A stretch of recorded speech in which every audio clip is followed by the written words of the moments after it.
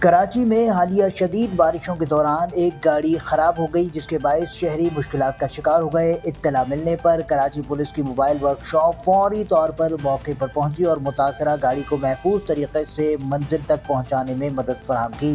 Additional I جی کراچی جاوید عالم اوڈھو کی ہدایات پر police اہلکار بارش کے دوران مسلسل فیلڈ میں موجود رہے اور شہریوں کو ہر ممکن تعاون فراہم کرتے رہے۔ خراب گاڑیوں کو سڑکوں سے ہٹانا، شہریوں کو محفوظ مقامات تک پہنچانا اور ٹریفک کی روانی کو برقرار رکھنا کراچی پولیس کی ترجیحات میں شامل ہے۔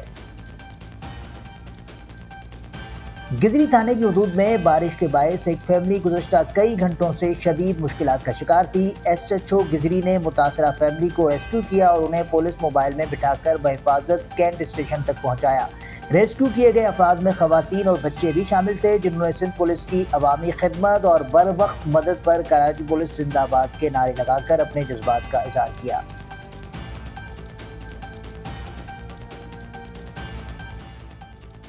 ملک کے سب سے بڑے شہر کراچی میں گزشتہ 2 روز کی طوفانی بارشوں نے نظام زندگی مفلوج کر دیا۔ مختلف حادثات و واقعات میں 10 افراد جاں بحق ہو گئے جبکہ درجنوں زخمی ہو گئے۔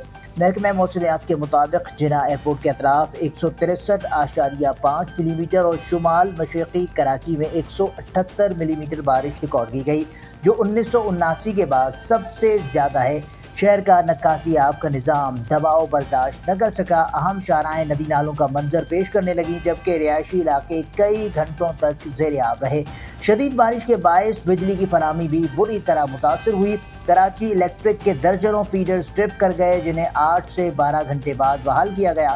بارش سے فضائی اور ٹریفک نظام بھی متاثر رہا۔ جناح ایئرپورٹ پر پروازیں تاخیر کا شکار ہوئیں اور شہری کئی گھنٹوں تک ٹریفک جیم میں پھنسے رہے۔ کراچی کے علاقے اورنگی ٹاؤن مومن آباد میں افسوسناک واقعہ پیش آیا ہے جہاں 3 منزلہ عمارت گر گئی ہے۔ عمارت کے ملبے میں کئی افراد کے دبے ہونے کی اطلاعات ہیں۔ عمارت گرنے کے بعد ریسکیو اہلکار جائے وقوع پر پہنچے اور ان کے ساتھ پولیس کی بھاری نفری بھی موقع پر پہنچ گئی تھی۔ زخمیوں کو اسپتال منتقل کیا جا چکا ہے۔ یاد رہے کہ جولائی کے مہینے میں کراچی میں لیاری کے علاقے بغدادی میں 5 منزلہ خستہ حال رہائشی عمارت زمین بوس ہو گئی تھی۔ حادثے میں 10 افراد جاں بحق اور 9 زخمی ہو گئے تھے۔ کراچی کی سڑکوں کی خستہ حالی اور تعمیر میں ناقص مٹیریل کے استعمال نے عوام کی مشکلات میں اضافہ کر دیا ہے۔ سیاسی جماعتیں عوامی مسائل کے حل کے بجائے ایک دوسرے پر تنقید میں مصروف ہیں۔